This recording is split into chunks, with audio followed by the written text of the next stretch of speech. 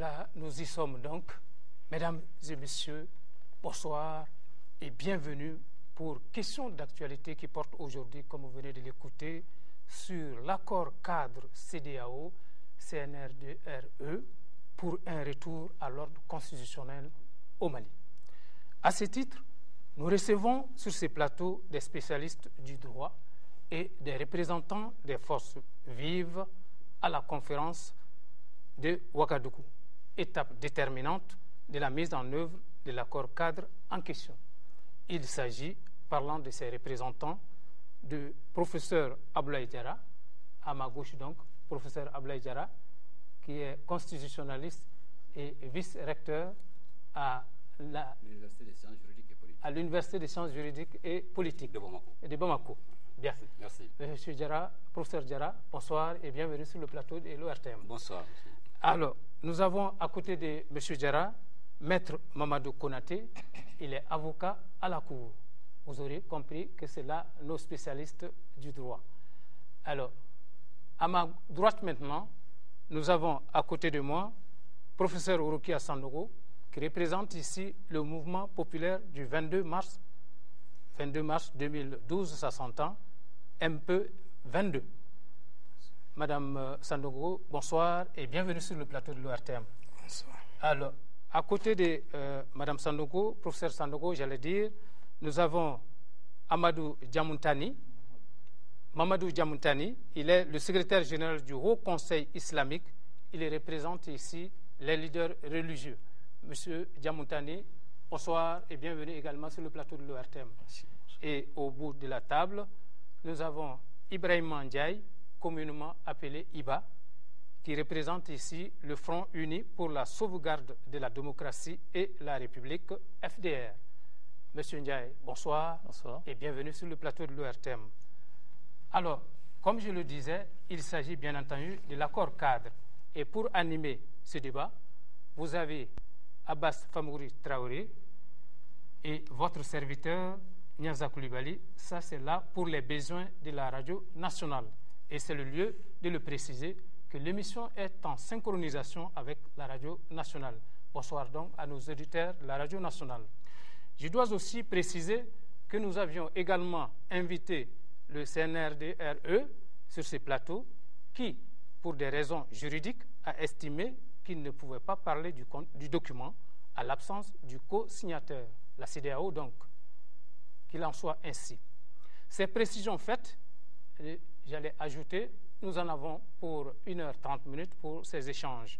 Et ces présentations, ces précisions faites, j'allais dire, nous disons à nos invités ici présents, merci pour leur disponibilité et nous allons aborder donc la première partie de notre débat que j'allais le préciser, que nous présentons en 3 parties essentielles. Le débat sera présenté en 3 parties essentielles pour votre compréhension. La première partie est consacrée à la place et j'allais dire le statut de l'accord cadre dans le dispositif institutionnel. Vous aurez compris son statut juridique, bien entendu, entre l'accord cadre, la Constitution du 25 février et où on vous donnera des précisions naturellement là-dessus. Ça, c'est la première partie. Deuxième partie, nous allons voir le contenu de cet accord cadre en 3 points essentiels, des points spécifiques, notamment l'intérim du président de la République et la transition. L'intérim du président de la République assuré en ce moment par l'ex-président de l'Assemblée nationale. Ensuite, la transition, nous la verrons également. S'agissant de cette transition, le 3e point sera consacré aux organes de cette transition, donc, qui sont, je vous le rappelle, le Premier ministre disposant des pleins pouvoirs, le gouvernement d'union nationale et, naturellement, une 3e instance qui est le président de la transition. Nous l'aborderons naturellement. Ce sont là les 3 points essentiels que nous allons aborder. Donc, venons-en au premier point, qui est la place de l'accord cadre dans le dispositif institutionnel. Nous allons adresser la première question à nos spécialistes, à commencer par le professeur Diarra, qui est constitutionnaliste. Quelle est aujourd'hui la place de l'accord cadre dans le dispositif institutionnel du Mali. Professeur Diarra. Merci beaucoup, M. Koulibaly. C'est vrai, une question complexe par rapport à l'évolution de la situation et au processus d'élaboration de cet accord cadre. L'ordonnancement juridique de la nation, du Mali, la Constitution, les traités et accords, la loi et ainsi de suite. Je pense que ce débat intervient au moment où la Cour constitutionnelle du Mali, le 10 avril 2012, a pris un arrêt. Et les décisions de la Cour s'imposent, sont sans recours, et les décisions de la Cour s'imposent à tous les pouvoirs publics et à toutes les autorités de la chose jugée. Et la Cour constitutionnelle, dans son visa, comme vous le savez, les décisions de la Cour comprennent 3 parties. Il y a les visas, les motivations et il y a le dispositif. En droit, on dit que c'est un système. On ne peut pas les séparer. Si la Cour vise l'accord cadre intervenu le 6 avril dans les visas, juste après la Constitution, je pense qu'en juriste, désormais, l'accord cadre intègre le dispositif juridique, l'organigramme juridique de la République du Mali, à partir de cet arrêt-là. Est-ce que cela est déjà fait? C'est déjà fait. C'est déjà fait. L'arrêt a été publié. C'est à partir de cet arrêt, effectivement, que Monsieur le Président de la République par intérim a pu prêter serment devant la Cour suprême. Ça, c'est mon avis par rapport à ça. Bien entendu, le débat entre juristes veut dire que s'il y a un accord cadre ou bien il y a un traité, que le traité soit ratifié, moi je pense que dans ce cas précis, les traités cadres de nature simplifiée peuvent être validés à partir de la signature des deux contractants. Alors, Maître Konaté, a-t-il quelque chose à ajouter à ce que le professeur Diarra vient de dire? Oui, de manière plus simple, pour la compréhension des téléspectateurs, naturellement, je pense que l'accord cadre implique 2 parties. Il y a une partie nationale qui est le CNRDRE et une partie internationale qui est représentée justement par le médiateur agissant au nom et pour le compte de l'ensemble des chefs d'État de la CEDEAO. Cet accord-là n'est pas national, mais a forcément une nature internationale au regard de ce qu'il y a des parties internationales qui y sont impliquées. De ce point de vue-là, il s'agit de situer la nature juridique, mais le niveau de cet accord-là dans le cadre de notre dispositif légal interne. Visiblement, cet accord a régi et continue de régir un certain nombre de situations qui découlent du coup d'État du 22 mars 2012.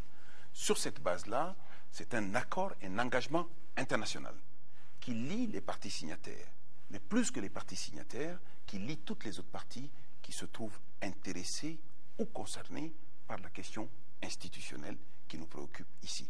Je ne voudrais pas le dire tout autrement pour ne pas encore dérouter les téléspectateurs. De manière très simple, c'est un accord supranational, c'est un accord qui implique une partie internationale et c'est un accord qui s'impose non seulement aux parties signataires, mais en plus des parties signataires, à l'ensemble des acteurs qui sont concernés par les questions institutionnelles posées depuis le coup d'État militaire. Alors, Abbas Famouri Traoré a une question pour les représentants des partis politiques ici. Oui, à commencer par le professeur Rukia Sanogo. Rukia, est-ce qu'on peut savoir quelle lecture vous faites, vous, au niveau du MP22 de l'accord cadre? Merci beaucoup. Nous saluons les téléspectateurs.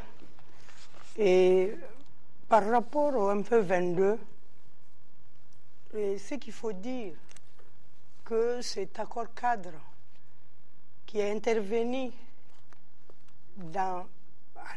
pour la mise en œuvre de la déclaration solennelle du 1er avril 2012, c'est un accord qui a marqué un recul par rapport à notre lutte. Mais parce que après un coup d'État, les institutions de la République sont interrompues. Il fallait aller à une transition sans demi-mesure. Le retour à l'ordre constitutionnel qui a été imposé nous ramène en arrière à la crise institutionnelle, à la crise du Nord qui ont occasionné le coup d'État. Donc pour nous, de ce point de vue, c'était un recul pour nous, parce que la Constitution de 92, ça veut dire les anciennes institutions, ça veut dire la mauvaise gestion, la crise du Nord, la crise institutionnelle. Donc le retour à l'ordre constitutionnel voulait dire un retour à l'ordre ancien. Donc pour nous, ça c'était un recul. Un recul, alors, Iba Ndiaye, au niveau du Front uni pour la sauvegarde de la démocratie et de la République, qu'est-ce que vous en pensez, l'accord cadre? Bon, merci. Et je voudrais, avant donc, de répondre à votre question, et me féliciter pour cette table ronde sur un sujet donc d'une importance cruciale pour notre nation. Et c'est justement à cause de cela que je voudrais caractériser un peu le sujet qui nous concerne ce soir. Je pense que notre pays fait face à une situation que rarement une nation peut connaître dans son existence.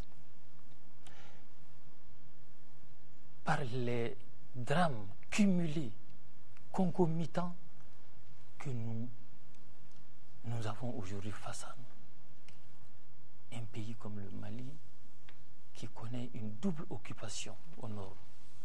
L'occupation par les sécessionnistes qui nous ont conduits à une partition de fait, occupation par les intégristes qui aujourd'hui constituent une grave atteinte à la laïcité qui est inscrite dans la Constitution. En même temps, un coup d'État s'opère et qui met en cause le fonctionnement de toutes les institutions. Un autre drame, un autre problème. Et ce n'est pas tout. Nous avons en face de nous les trois principales institutions, président de la République, Assemblée nationale, Haut Conseil des collectivités, sont en fin de mandat. Ce qui n'arrange pas aussi les choses. Donc il y a un sujet si grave, si complexe, que les textes seuls ne peuvent pas résoudre. La Constitution révèle aujourd'hui beaucoup d'insuffisances. Elle ne peut pas résoudre toutes ces questions. L'accord cadre. Et l'accord cadre, l'accord cadre égale. Tous ces deux sont insuffisants pour sortir le Mali de cette crise. Très bien. Alors, je voudrais ajouter simplement qu'il faut pour cela beaucoup de sens de responsabilité pour trouver des solutions. C'est maintenant que les Maliens vont se rendre compte que pour les textes, nous avons l'impérieuse nécessité de les concevoir désormais à partir des réalités. J'aurai le temps de revenir là-dessus. Tout à fait, au cours du débat. Je voulais tout simplement savoir aussi la position des leaders religieux par rapport à l'accord cadre intervenu le 6 avril 2012. Bien, merci. Je pense que nous sommes dans une situation très complexe, Iba vient de le dire, qu'il y a eu un engagement solennel du président du CNRDRE qui date du 1er avril 2012. Et que l'accord cadre précise bien qu'il s'agit de la mise en œuvre de cet accord, de cet engagement solennel. Donc moi je dis que c'est un point de départ de la sortie de crise. L'engagement solennel est l'amorce de ça. Et l'accord cadre va préciser, va donner un certain nombre de précisions. Et c'est en cela que pour moi c'est important. C'est-à-dire qu'on est en train de baliser la sortie de crise. Il va y avoir d'autres textes, il va y avoir d'autres événements, il va y avoir d'autres accords peut-être. Mais quand une sortie de crise est là, c'est un processus, alors chaque étape du processus est importante. Donc c'est pourquoi je trouve que l'accord cadre est extrêmement important. Et on l'a dit, ça fait partie d'un engagement entre une partie nationale et une partie internationale. En cela, c'est très important. Si vous le permettez, professeur Sandogo disait tantôt que l'accord cadre est un recul. Alors, cela me semble occulter un peu l'origine de l'accord cadre. À ce moment, estimez-vous que le CNRDRE avait le choix par rapport à sa déclaration solennelle, l'engagement solennel? Parce que l'accord cadre tire sa légitimité de l'engagement solennel qui est le retour à l'ordre constitutionnel. Oui, effectivement, quand j'ai dit le retour à l'ordre constitutionnel pour nous était un recul, parce que le coup d'État a marqué la volonté de changement, parce que ça n'allait pas dans le pays. Donc, il y avait une crise institutionnelle, il y avait les situations où les institutions, il y avait une déliquescence des institutions, et les institutions qui étaient là, qui ont été arrêtées le 22 mars, n'étaient pas capables de résoudre les problèmes du Mali. Donc, c'est pour cela qu'il y a eu le coup d'État. Donc, quand j'ai dit que le retour à ça, c'est un recul, c'est on ne peut plus retourner à un ordre ancien qui n'a pas pu donner de réponse. Il y a des responsables ici qui ont amené le pays dans un trou, et c'est ce qui a fait, la crise du Nord est venue et aggraver cela, c'est ce qui a fait qu'on a eu le coup d'État. Bon, pourquoi on est arrivé à une déclaration solennelle? Après un coup d'État, normalement, on va à une transition. Mais nous savons que des éléments, les partis majoritaires qui ont accompagné le système ont été à la base de dire il faut serrer le Mali pour qu'on retourne à l'ordre constitutionnel. Il n'y a pas que ça, parce vous semblez oublier les sanctions de la CEDEAO. Ouais, mais c'est ça. C'est de ça que je parle. Parce que c'est des partis d'ici qui ont dit sanctions de la CEDEAO, et c'est à cause des sanctions de la CEDEAO que la déclaration solennelle a été écrite par les chefs d'État de la CEDEAO. On a amené pour que Sanogo signe. Et c'était le premier. Et le 2, au mini-sommet de Dakar, normalement, on devait lever les sanctions. Les sanctions ne devaient pas être prises parce qu'il y avait un engagement. Et cet engagement disait que toutefois, il fallait une consultation pour aller aux organes de la transition. Donc, comme cela n'a pas été, on a dit qu'il faut serrer. Donc, maintenant, il y a eu un recul pour dire qu'il faut faire un accord 4 pour sortir de... En tout cas, c'est sa lecture. C'est un bon compromis. C'est un compromis. Nous allons revenir sur ce point. Mais il y a un aspect qui est important. Elle vient de dire qu'en signant, en faisant la déclaration solennelle, en s'engageant solennellement, on pensait qu'on allait lever les sanctions. De même, la CEDEAO va bien dire qu'il y a un fonds humanitaire qui serait mis à la disposition du Mali tout de suite. Force est de constater, malgré le fait que tout le monde a mis l'accent sur l'urgence des actions humanitaires, aussi bien dans l'engagement solennel, dans l'accord cadre, dans la rencontre de Ouagadougou, rien n'est fait sur le terrain à part les actions des ONG et de quelques associations. Comment vous expliquez cela, alors qu'il y a urgence au Nord? Cela s'explique parce que la question du Nord, quand on regarde 20 ans de non-gestion du Nord, 20 ans sans État, 20 ans de déliquescence d'État, le Nord était devenu une situation de non-État. C'est ce qui veut dire qu'il y avait les trafiquants, les prises d'otages, les narco-États.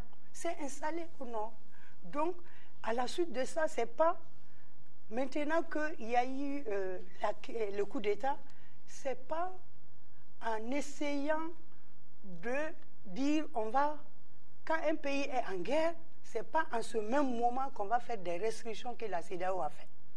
Et si on fait ces restrictions, on ne peut pas... Les actions humanitaires. Oui, les actions humanitaires ne pouvaient pas venir parce que l'objectif des sanctions ne pouvait pas... pendant 20 ans, ce qu'on n'a pas pu faire, on ne peut pas le faire dans l'urgence. Très bien. Non, on veut juste seulement préciser la question, M. Diarra, si vous pouvez répondre à la question. Il s'agit aujourd'hui que nous sommes dans une situation très délicate au niveau du Nord, des régions nord du Mali qui sont occupées. Et il y a une urgence humanitaire qui s'impose. Et selon vous, comment est-ce qu'on peut y arriver? Bien, moi je pense que, merci M. Traoré, je pense que par rapport à cette urgence-là, lorsque un pays est occupé, lorsque un pays est meurtri, lorsque un pays est divisé, est pratiquement anéanti dans son essence, la question fondamentale, c'est la libération de ce pays. Pour que l'action humanitaire puisse être efficace, il faut d'abord se poser la question de la libération du Nord. Il faut d'abord libérer le Nord. Ça, c'est le premier point. Le deuxième point, nous ne pouvons pas comprendre l'accord du 6 si on ne comprend pas les raisons qui ont amené cet accord-là. Et ce sont ces raisons qui sont prises en compte juridiquement dans cet accord-là. Quelles sont ces raisons? D'abord, il y a eu la préparation des élections qui étaient contestées avant le coup d'État. Et ces élections, les élections législatives et présidentielles couplées avec un référendum, au moment où le pays était occupé, on partait directement au mur. On l'a dit, je l'ai dit, je le répète, et que ces élections n'allaient pas du tout être validées par une juridiction constitutionnelle. Ça, c'est le premier point qui a été pris en compte. Le deuxième point, c'est l'occupation de notre pays. Une fois qu'un village malien est occupé par des forces que je ne peux même pas qualifier ici parce qu'elles sont souvent inqualifiables, on arrête tout processus électoral, on libère d'abord le pays. Et cet aspect est pris en compte par l'accord. Le troisième élément, c'est le coup d'État. Le coup d'État qui intervient et qui met fin pratiquement à tout, même au système politique en vigueur. Et la sanction qui s'ensuit. Et c'est à partir de cette question, résolution de la sanction et les conséquences du coup d'État que l'accord est intervenu. Et les différentes parties de cet accord-là prennent en compte ces différents éléments qu'il convient d'expliquer concrètement. D'abord pour dire qu'est-ce que c'est qu'on appelle le rétablissement de l'ordre constitutionnel et quelles sont les différentes phases de la transition exigées par cet accord-là. Professeur, par rapport, professeur Diarra, oui, par rapport à la priorité, oui. Nous sommes d'accord qu'il faut libérer le pays. Oui. Mais cela étant, toutes les étapes ont mis l'accent sur la nécessité d'engager des actions humanitaires d'abord. Parce que quelque part, on a constaté que les moyens manquent, les moyens au niveau national. Oui. Et c'est trouve que la CEDEAO, l'action de la CEDEAO traîne à venir. En attendant cette libération, les populations meurent de faim. Certaines sont expatriées. Est-ce que vous ne trouvez pas que l'urgence, c'est d'abord assister ces populations avant de libérer le pays? Oui, je pense que dans l'accord, puisqu'on est en plein dans l'accord, il est dit que l'urgence est d'intervenir sur le plan humanitaire. Et la CEDEAO étant partie prenante de l'accord, la responsabilité des deux signataires est largement engagée par rapport à ce point-là. Et c'est un aspect essentiel de l'application stricte de l'accord qui est d'intervenir urgemment au niveau humanitaire au nord. C'est vrai. Si vous voulez réagir par rapport à ça. Oui, mais j'ai le sentiment qu'on veut opposer urgence humanitaire et urgence par rapport à la libération du Nord. Et je suis d'accord avec M. Diarra, il ne faut pas dissocier les deux. Il ne faut pas dissocier les deux. Je pense que l'action humanitaire va de soi, c'est une urgence. Ça a commencé, comment amplifier, comment faire en sorte que tout ce qui peut être mobilisé le soit. Je pense que c'est là la question. Maintenant, nous vivons au quotidien les pillages sur les territoires occupés. Chaque jour qui passe, les occupants se livrent à toutes sortes de pillages. Donc, ça risque d'être le combat décisif. Il faut faire en sorte que, simultanément, les deux aillent de pair. Qu'on se prépare. Par rapport au dialogue, ça peut être la voie du dialogue, etc. Mais il ne faut pas négliger un aspect par rapport à l'autre. L'insistance par rapport au truc va de soi. Les gens sont malades, ont faim, ont soif. Ça ne peut pas attendre. Justement, c'est voilà. C'est parce que ça ne peut pas attendre que nous avons posé cette question. L'occupation Quelles ne sont peut pas aujourd'hui les dispositions prises au niveau des autorités, qu'elles soient des autorités exceptionnelles ou des autorités intérimaires, quelles sont les dispositions prises pour sortir de là? D'abord, Monsieur Konaté. Oui, non, je pense qu'il faut revenir à l'accord cadre et à l'esprit de l'accord cadre. Pourquoi l'accord cadre? Parce que notre pays s'est retrouvé sur le banc de la communauté internationale totalement mis en cause du fait du coup d'État militaire. Sur cette base, il y a eu des menaces de sanctions, puis des sanctions malgré l'engagement du CNRDRE. Que nous demandait la communauté internationale? Elle nous demandait, pour qu'elle puisse éventuellement mettre le dispositif de l'aide, de l'assistance en place, que l'on mette en place des autorités constitutionnelles légales par le biais du retour à l'ordre constitutionnel. Cela a été fait. Cela a été fait depuis que nous avons déclenché l'article 36 pour installer le président de l'Assemblée nationale en qualité de président de la République par intérim. Vous avez dit tout à l'heure l'ex-président de l'Assemblée nationale. Il est toujours le président de l'Assemblée nationale. Simplement, il exerce les compétences du président de la République par intérim. Premier organe mis en place. Deuxième organe mis en place, dans la recherche. Vous n'êtes pas d'accord? Non, je vous répondrai après. Continuez votre raisonnement. Après, il va continuez votre raisonnement. Après, il va réagir. Oui, voilà. Le grand public ne souffrira pas qu'on puisse avoir un juridisme. Je crois que le Nord est hyper important par rapport à ça. Donc notre souci, c'était vraiment de mettre en place des autorités qui soient capables, d'une part, de prendre en charge local. Et le besoin local, c'était rien d'autre. Hein. C'était vraiment d'assister les populations du Nord, qui ne comprennent pas tout ce débat-là, qui attendent aujourd'hui que l'État leur vienne en assistance. Et notre débat doit avoir un sens, justement, lorsqu'on aura des propos très justes à l'endroit du Nord. Que faut-il faire? Juste la parenthèse. Non, ça dit qu'il faut équilibrer. Donc, Djamtani va intervenir, ensuite vous. Je vous en prie. Moi, je crois qu'on ne répond pas tellement à votre question. Votre question, c'était de dire pourquoi l'aide de la CEDEAO tarde à venir. C'était ça la question. Ouais. Et même au niveau national, même au niveau... à part les ONG et associations. Voilà, c'est ça. Moi, je pense que le fonctionnement d'un État, c'est le fonctionnement de ses institutions. S'il y avait les institutions en place, l'aide aurait été mieux organisée, mieux coordonnée. Du fait qu'il n'y a pas de gouvernement, ça c'est une des raisons. Et puis les mécanismes de fonctionnement des organisations internationales pour débloquer des fonds, pour faire mobiliser des gens, ça prend souvent du temps. C'est vrai, au plan national, il y a eu des expressions, il y a des gens qui sont exprimés à travers les ONG, etc. Mais ce n'est pas suffisant. Il faut que l'État soit là. Et le fonctionnement de l'État, c'est le fonctionnement de ses institutions. Tant que les institutions ne sont pas en place, ça va être sporadique. Ça ne marchera pas très bien. Moi, je crois que c'est ça le truc. Très bien. Vous voulez... Oui, je voudrais, avec la permission... Voilà, pour qu'on ne s'attarde pas sur ça. C'est très important. C'est très important, l'intérim de la République. Quand on assure l'intérim de la République, c'est incompatible avec toute fonction élective et toute autre activité. Et je voudrais... Donc, si vous le permettez... Oui, je voudrais citer... On va arriver... mais je voudrais répondre rapidement. J'ai ici l'arrêt du 10 avril 2012 qui dit ceci au niveau de son dispositif 5. Conformément à l'article 34 de la Constitution, les fonctions de président de la République sont incompatibles avec l'exercice de toute autre fonction politique, de tout autre mandat électif, de tout emploi public, de toute autre activité professionnelle et lucrative. Donc si on applique cet arrêt extenso, le président de la République en exercice ne peut représenter aucune activité lucrative ni être président de l'Assemblée nationale. Ça, c'est le premier point. Dans les débats, voilà. on va revenir là-dessus. Mais c'est important quand même. Si Abba le permet, une question quand même précise aux partis politiques, aux représentants des partis politiques.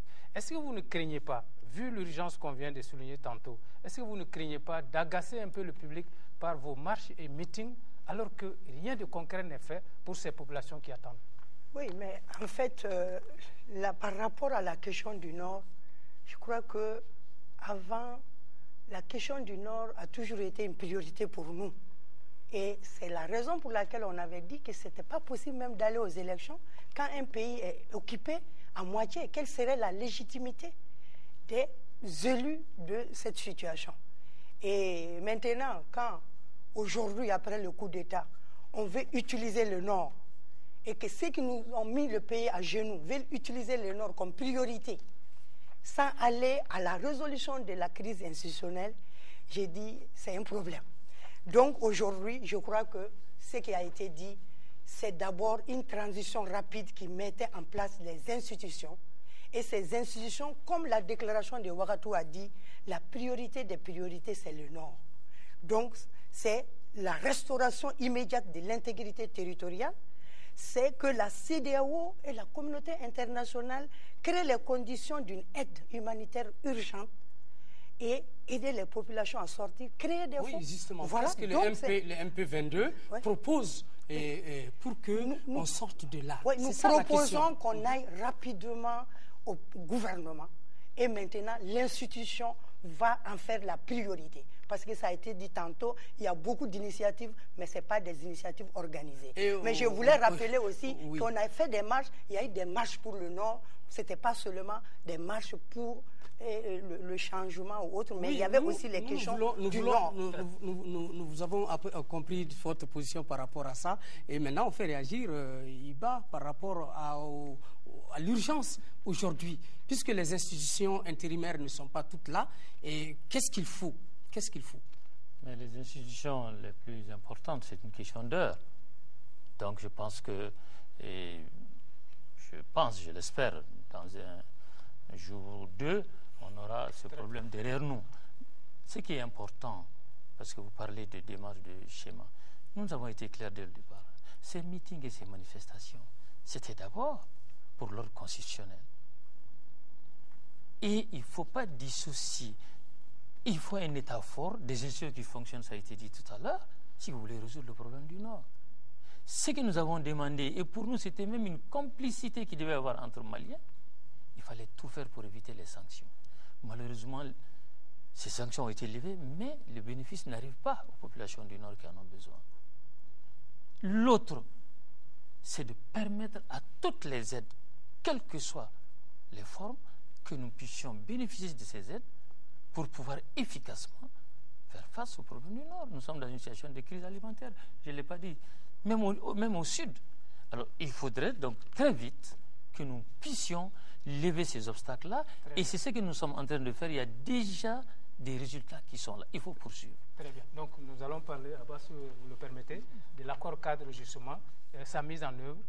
Nous avons tous constaté que les dispositions de l'article 36 ont déjà été mises en place, en ce sens que l'ancien président, le président ATT et son gouvernement ont démissionné. Il y a eu l'investiture du président de la République par intérim, la conférence de Ouagadougou, qui est une étape aussi de l'accord cadre, qui a pu faire même une pour la nomination rapide du Premier ministre consensuel, chose déjà faite aujourd'hui. Alors, le Premier ministre disposant des pleins pouvoirs, vous avez dit, M. Ndiaye, que ce n'est qu'une question d'heure. Il reste maintenant le gouvernement pour qu'on agisse. Alors, à ce niveau, Abbas Famouri a une question. Maître Konaté, les prérogatives d'un président intérimaire sont-elles plutôt honorifiques ou tout simplement a-t-il des pouvoirs réels? Je pense que la Constitution est claire.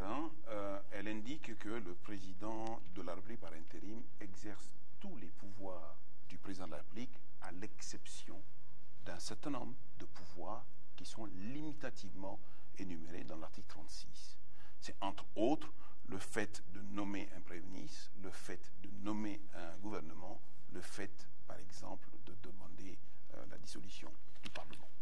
Aujourd'hui, on est dans une situation assez spéciale, parce que c'est en situation d'intérim que le président de la République par intérim a été amené pour des besoins pratiques, concrets, à nommer un Premier ministre. La situation était inédite parce que, auparavant, on s'est retrouvé avec un gouvernement dans une situation assez difficile, un certain nombre de ministres qui étaient arrêtés, un certain nombre d'autres ministres qui n'étaient pas sur le territoire national et des ministres qui étaient en cachette. Donc le gouvernement n'était pas opérationnel. En situation normale, c'est le gouvernement défunt, entre guillemets, qui exécute les affaires courantes et il n'y a pas de besoin pour le président de la République par intérim de nommer. En l'occurrence, compte tenu de la situation que j'ai évoquée tout à l'heure, il fallait qu'il nomme.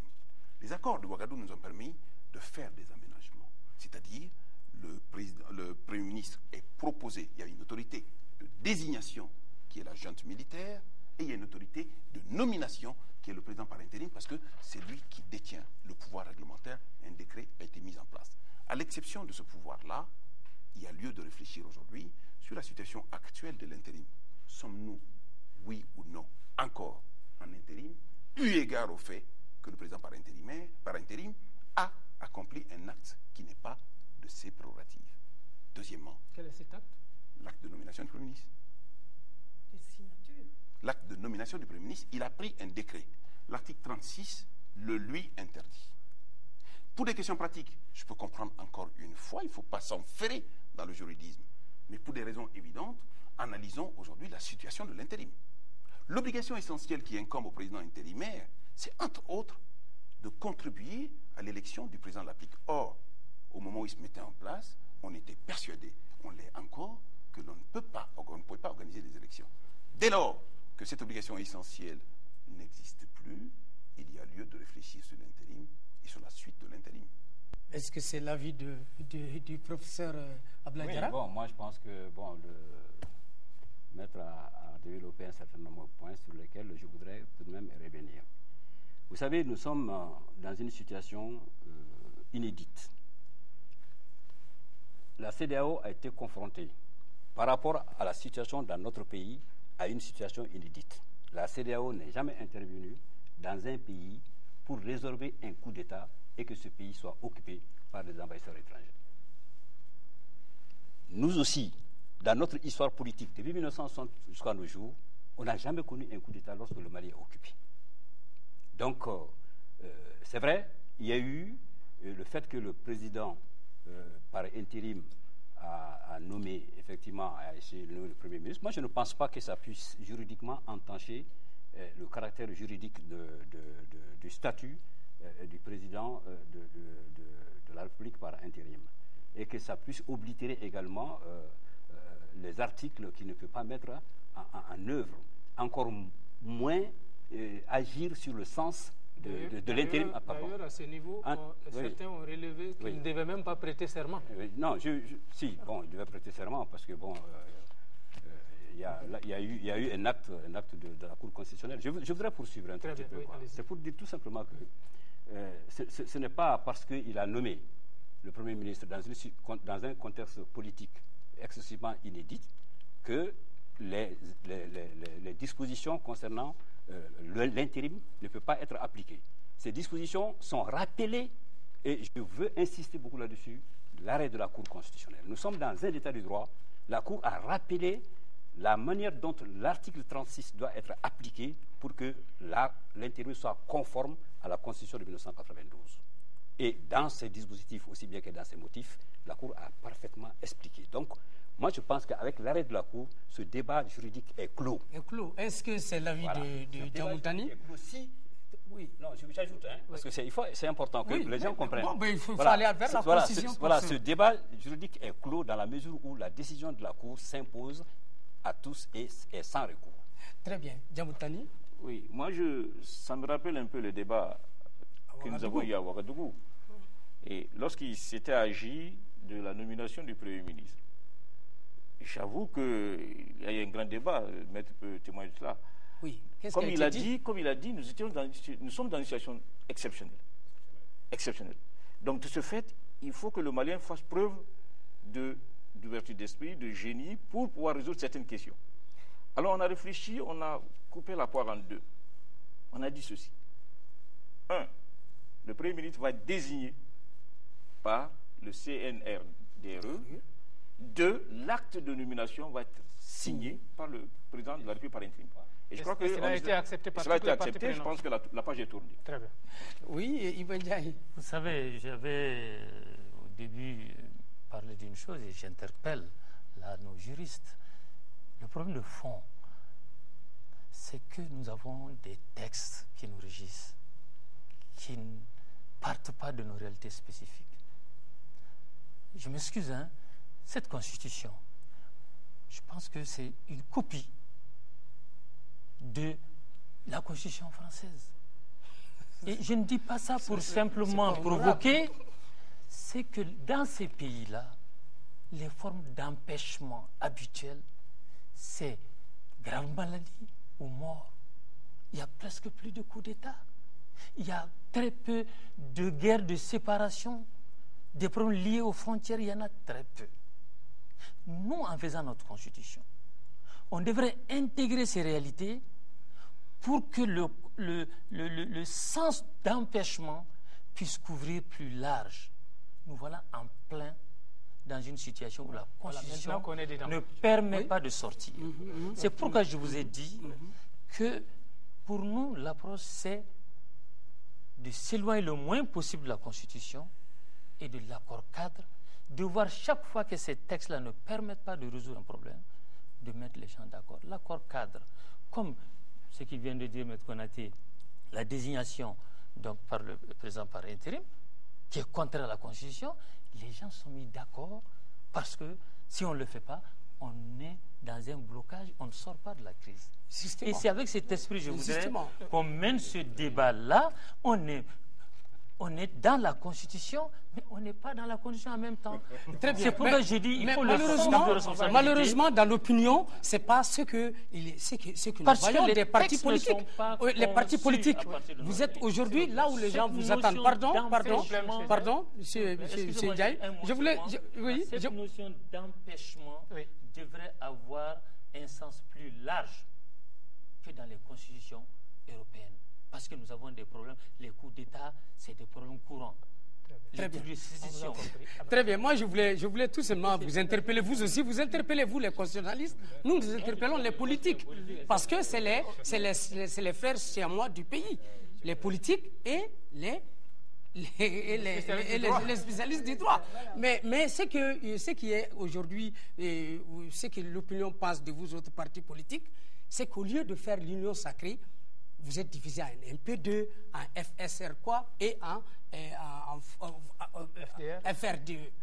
Voilà. Donc, or, c'est ça, l'ouverture d'esprit dont parle le truc et l'esprit de sacrifice, c'est ce que les Maliens attendent de vous. Comme nous avons accepté aujourd'hui d'aller vers un président qui sort de ses prérogatives, comme l'a dit tantôt, et de l'article 36, mais je pense que c'est là aussi les gens vous attendent. Pourquoi vous n'arrivez pas à faire l'union sacrée? Oui, bon, pour sortir de là d'abord et voilà, revenir sur vos... Merci. Oui. Et moi, je crois qu'on ne peut pas aller à l'union sacrée. Pourquoi? Face à ce coup d'État, parce que le MP22, les forces qui constituent le MP22 ont dénoncé la situation dans laquelle on était et ont réclamé le changement. Et de l'autre côté, nous avons les forces qui ont amené le pays dans le trou. Donc aujourd'hui, faire l'union sacrée sans avoir le courage de se parler, pourquoi on est arrivé à un coup d'État? Il y avait une démocratie de façade qui fait qu'on est arrivé sorti de là. Donc maintenant, on est sorti de là, il y a eu un coup d'État. Tout à fait. Et le coup d'État, pourquoi on a dit retour à l'ordre constitutionnel?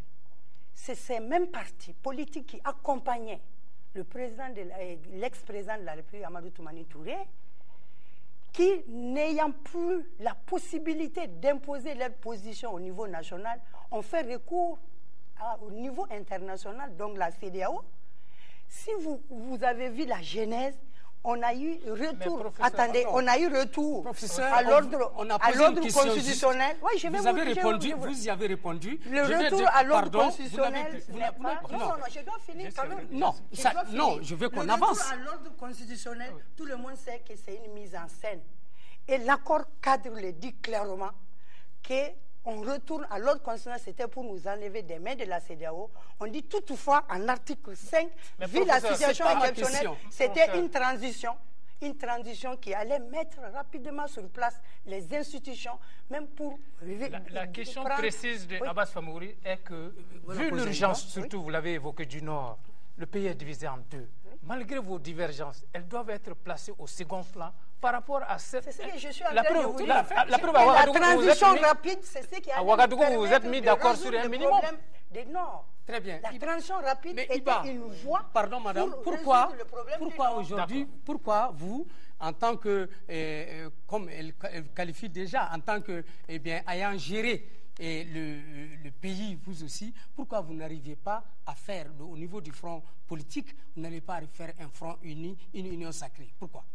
L'union sacrée, je pense que par rapport au Nord, je crois que tous les Maliens sont d'accord que c'est une priorité. De ce côté, je pense que les divergences politiques ne doivent pas exister. Mais l'union sacrée sur toutes les questions, mais c'est ce qu'on reproche au régime de ATT. Non, nous sommes aujourd'hui... Le consensus, non, je vous en prie. La page ATT. Quand on parle de ces sujets, il faut faire la part des choses. Qu'on soit divisé par rapport au coup d'État. Nous condamnons le coup d'État, non seulement par principe, mais parce qu'il ne permet pas de résoudre les problèmes. La preuve, c'est depuis le coup d'État qu'on a perdu Kidal, on a perdu Gao, on a perdu Tombouctou. Et ça va être pire si ça doit continuer.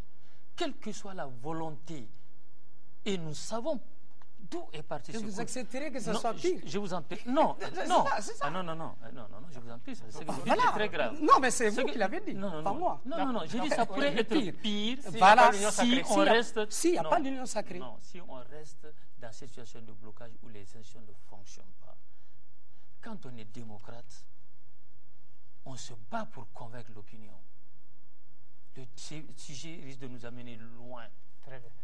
Ce que nous demandons, rapidement, c'est que par rapport au Nord, en tout cas ce que je vois, les partis politiques, personne... Mais concrètement, tous ces partis-là, tous ces partis se mobilisent. Le problème des actions humanitaires, au niveau des différents partis, j'ai vu beaucoup d'actes qui sont posés. Je suis premier vice-président de l'ADEMA et je sais que nous avons à poser des actes en matériel pour le Nord. Et dans différentes associations aussi, les gens sont mobilisés. Tous ces politiques-là, ils sont en même temps donc dans les organismes de la société civile. Donc la priorité du Nord, mais si vous voulez qu'il y ait la sainte alliance sur tous les sujets, condamnés non, non, on a dit, aujourd'hui nous sommes dans une situation exceptionnelle, Djamouteni. Et nous pensions que tout le monde, tous les fils du pays doivent d'abord sortir de, comme le dit Guézo, sortir de là et maintenant peut-être revenir sur le terrain politique. D'accord. Moi, je pense que il ne s'agit pas ce soir. Moi, je pense qu'il ne s'agit pas ce soir, autour de cette table, de dire qu'on est pour ou contre le coup d'État. Je crois que ce n'est pas l'objet de la rencontre. Il faut arriver à faire des propositions concrètes, de la mise en application, en œuvre de l'accord cadre. Il y a des questions importantes qui nous attendent. Il s'agit de savoir comment est-ce qu'on va passer de l'intérim à la transition. Ça, c'est des questions extrêmement importantes. Il va falloir qu'on échange. Les gens ont besoin de savoir. Donc, pour moi, que les gens veuillent ou pas, aujourd'hui, la priorité des priorités, c'est la question du Nord. Ça, c'est évident. Je pense qu'il y a unanimité de vue là-dessus. Et à droite comme à gauche, je me suis comme ça, à droite comme à gauche, ils sont d'accord là-dessus. Donc, on va laisser ça comme tel et dire maintenant, bon voilà, nous sommes dans une phase d'intérim là. 21 jours au moins, 40 jours au plus. Les gens se posent des questions extrêmement importantes. Il va falloir peut-être passer à ça, c'est extrêmement important. On va y arriver. Dernière question par rapport au premier point, on était là, et les préalables, notamment l'accord cadre, à travers ces points tels que l'intérim, par exemple, on était jusqu'à présent, dernière question par rapport à l'intérim. Est-ce que vous ne trouvez pas, en tant que juriste, que certaines actions du CNRD-RE peuvent porter ombrage, par exemple, à ces pouvoirs dont vous parlez, que le président par intérim a en ce moment? Maître Diarra, professeur Diarra, pardon. Oui, bon, moi je pense que c'est une question assez importante. Et l'application de l'article 36 détermine la nature juridique de l'intérim. Et cette nature juridique de l'intérim a été rendue effective par l'arrêt de la Cour constitutionnelle. Donc à partir de ce moment-là, les fonctions que le président par intérim doit exercer sont bien précises, n'est-ce pas? Mais à partir de là aussi, il faut reconnaître que l'accord du 6 fait en sorte que le comité pour le redressement de la démocratie et la restauration de l'État est un facteur essentiel dans le processus de transition politique du début jusqu'à la fin. Ça, c'est l'accord. C'est l'accord qui consacre son existence du début jusqu'à la fin. Il est dit dans l'accord, effectivement, votre question est très importante, à l'article 6.2, que le rôle et la place du comité doivent être déterminés pour le fonctionnement du reste. Mais il est dit aussi à l'article 8 de cet accord-là que c'est le comité pour le redressement de la démocratie et la restauration de l'État qui met en œuvre cet accord sous la conduite du médiateur et avec l'appui de la société internationale. Et si c'est cet accord-là qui revient dans l'arrêt de la Cour constitutionnelle comme une norme de la République du Mali, parce que ça engage la République du Mali, au plus haut niveau, parce qu'ils ont cité après la Constitution, je ne vois pas en quoi ils ne pourraient pas participer au fonctionnement de l'État en ce qui concerne les domaines qui lui sont strictement réservés. Ça, c'est mon avis. Très bien. Est-ce que votre avis? J'ai tendance à être d'accord avec lui sur ce point-là. Mais je vais préciser. Oui. Je pense que la question s'adresse plutôt aux politiques. On ne peut pas non plus se voiler la face et ne pas être capable de reprendre la balle au bond après l'accord du 6 avril. L'accord du 6 avril fixe les grandes lignes d'un certain nombre d'actions politiques qui doivent être mises en œuvre non pas par les acteurs de l'accord, mais par les acteurs internes de la politique. Aujourd'hui, l'accord cadre a défini le moyen par lequel et la manière par laquelle on va nommer le Premier ministre et les membres du gouvernement. L'accord cadre a reconnu, contrairement à ce que beaucoup de gens pensent, le CNRD-RE est un acteur de la transition. Ils ne sont pas ex nihilo. Ils sont chargés de la mise en œuvre de l'accord du 6 et en même temps, ce sont des acteurs au même titre que les partis politiques et les regroupements de partis politiques. Qu'est-ce qu'il nous reste à faire? Et cela est à la charge des partis politiques, justement. Une fois qu'on a dit comment désigner le Premier ministre et les membres du gouvernement, il faut maintenant que les partis politiques se rejoignent pour aujourd'hui nous indiquer quels sont les autres organes de la transition qui a lieu de mettre en place, quelles sont les missions et les objectifs de la transition, quelle est la durée de la transition. Il ne faut pas attendre le médiateur à ce niveau. Depuis le 7, les acteurs politiques, FDR, MP22 et tous les autres, plus la société civile, plus la société traditionnelle, à aider sans doute de spécialistes, doivent se retrouver sur le terrain politique pour entamer des discussions politiques en vue de nous indiquer le chemin. Ce n'est pas le médiateur qui peut venir régler ces questions-là. On va à la transition. Justement, on va à la transition directement, où nous avons le premier organe qui a été nommé déjà, le Premier ministre disposant des pleins pouvoirs. Il reste maintenant la nomination du gouvernement d'union nationale. Alors, Abbas Famouri Traoré a une question par rapport à cette formation du gouvernement. Cette formation du gouvernement, nous pouvons saluer aussi les acteurs de Ouagadougou, comme ceux qui sont restés ici, parce que nous avons eu écho qu'à Ouagadougou, c'était plutôt des flagellations. Alors que nous pensons qu'au sortir de là et de la résolution qui en est sortie, c'est une proposition qui a été tout de suite suivie des faits. La proposition 48 heures après. Donc, félicitations aux acteurs de Ouagadougou.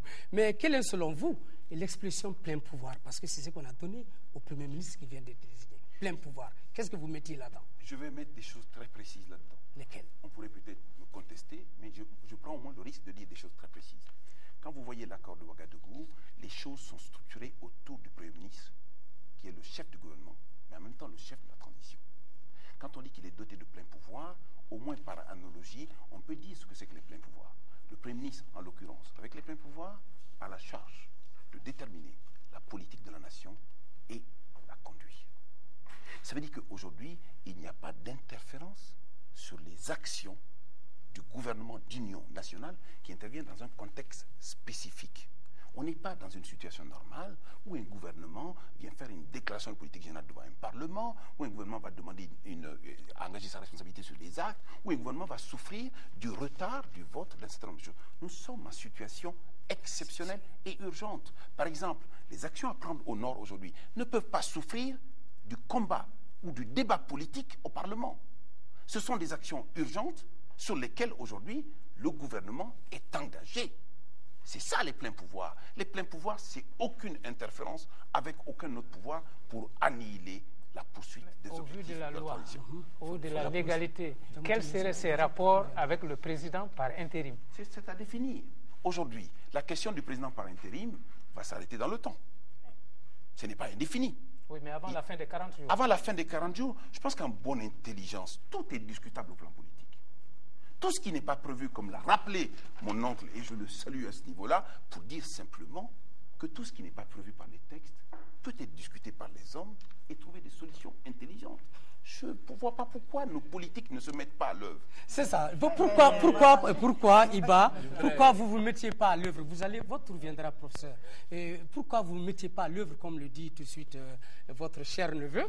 Et pourquoi vous ne dites pas, et vous ne faites pas vite pour que ces pleins pouvoirs-là, que tout le monde les comprenne? Je dois avouer que je n'ai pas la même lecture des pleins pouvoirs. Il faut qu'on fasse extrêmement attention. Moi, je suis un politique, je ne suis pas un juriste. Non. C'est votre droit. Quand les articles qui concernent les pouvoirs du président intérimaire sont cités, ce sont ces articles que vous prenez et en dehors de ces articles, le président par intérim exerce le pouvoir d'un président. C'est cité dans l'arrêt. Donc il faudrait comprendre, c'est ma lecture politique, plein pouvoir pour le Premier ministre pour moi, parce que le président de la République, il reste chef suprême des armées.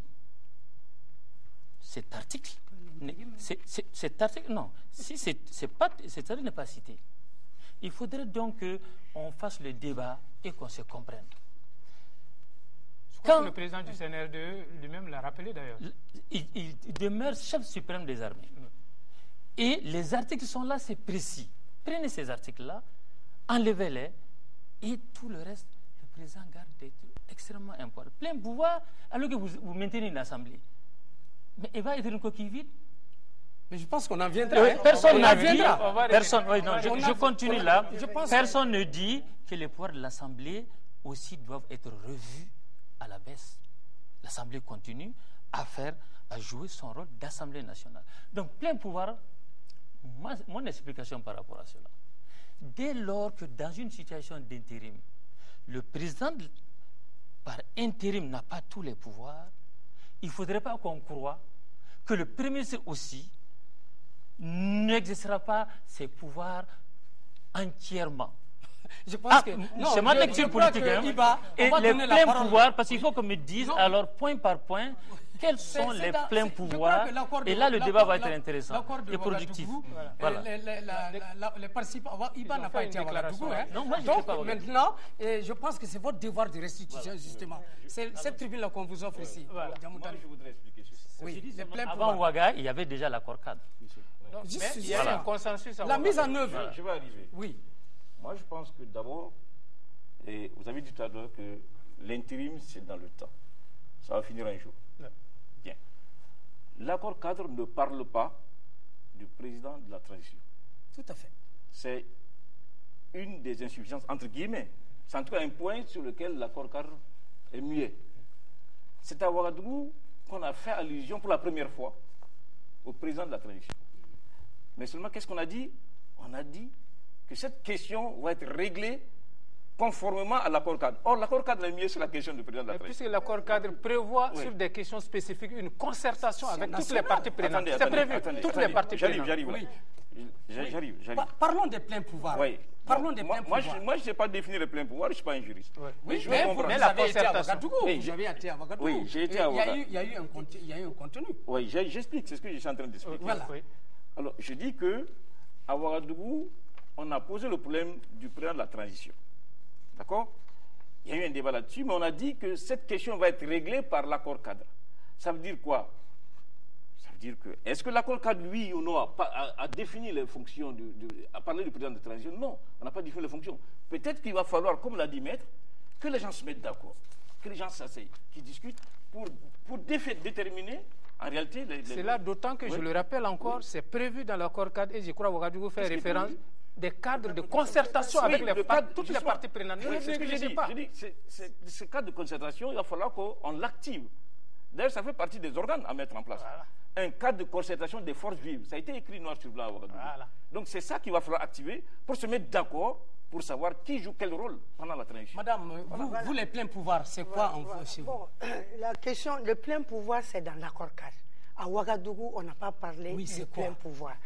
Donc, le plein pouvoir, selon ce qu'on voit dans l'accord cadre, c'est comme si on peut avoir un Premier ministre qui peut diriger la transition. Donc, avec toutes les prérogatives, parce que le déclenchement de l'intérim, c'était juste pour nous enlever de les mains de la CEDEAO, et ça a une seule fonction, c'est élire un nouveau président de la République entre 21 et 40 jours. Et c'est fini. Et c'est pour cela l'accord dit exceptionnellement, il faut passer immédiatement à la transition avec un Premier ministre qui peut faire fonction de président même de la République. Mais il y a un élément qui est... Attends, mais, non, c'est pas dit, j'ai dit plein pouvoir peut être ça aussi. Non, mais c'est qu'il y a la lecture qu'il faut faire, pour nous, il est urgent de définir, selon l'article 6, son dernier point, et l'article 8, il faut définir de l'accord cadre. De l'accord cadre. Okay. Il faut définir le rôle du CNRDRE, comme ça a été dit ici. Et pour définir cela, et définir le plein pouvoir, définir la feuille de route de la transition, c'est la convention nationale qui est citée dans la déclaration solennelle du premier, qui demande une concertation de toutes les parties prenantes sous l'égide de la CEDEAO pour qu'on puisse définir tous ces éléments sur lesquels l'accord cadre est muet. Très bien, Niaza. Justement, je vous prends au mot. Tantôt, d'aucuns ont dit que le Premier ministre, disposant des pleins pouvoirs puisqu'il est nommé, est-ce qu'il a ces pouvoirs aujourd'hui pour prendre justement des actions humanitaires, pour s'engager ou pour engager le pays dans l'urgence des actions humanitaires, notamment les couloirs? Moi, je crois qu'un Premier ministre, oui. S'il n'a pas ces pouvoirs-là, je pense que ça va être difficile. Donc ça veut dire dans Surtout les jours avec des prochains, nous allons, normalement, on serait en droit d'attendre ces actions. Oui, mais ceci dit, j'ai dit, cela ne m'amène pas à donner un autre sens au plein pouvoir.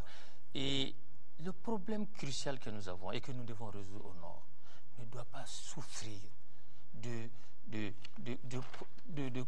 conflits de compétences et n'entretenez pas des confusions des aspects-là. Vous voyez déjà ceux qui étaient à Ouaka. Entre eux, ils n'ont pas la même lecture. C'est leur compréhension. Non, j'ai dit vous, non, pas vous deux journalistes. Pas vous deux journalistes. Voilà, non. On pose des questions. Oui. Vous avez des représentants qui ont été à Ouagadougou. Je pense que nous sommes là pour l'opinion. Pas vous, il ne s'agit pas de vous deux journalistes de l'ORTM. J'ai dit, et il y a un besoin de clarification. J'espère, je pense que les personnalités que nous avons, le président par intérim, le Premier ministre sont conscients que ces textes-là sont très insuffisants. Et ce qu'on attend d'eux, qu'ils puissent, en bonne intelligence, donc gérer donc ces insuffisances-là pour faire face à l'essentiel.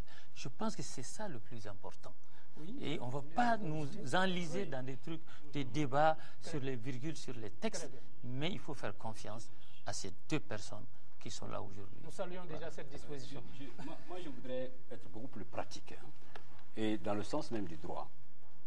Dans la résolution de la crise à laquelle on est confronté aujourd'hui, dont la majeure partie est la libération de notre pays, je pense qu'il ne faut pas diverger sur les textes. Prenons l'accord cadre. Et c'est à l'intérieur de l'accord cadre que tout va se nouer, toutes les activités vont être prises à l'accord cadre.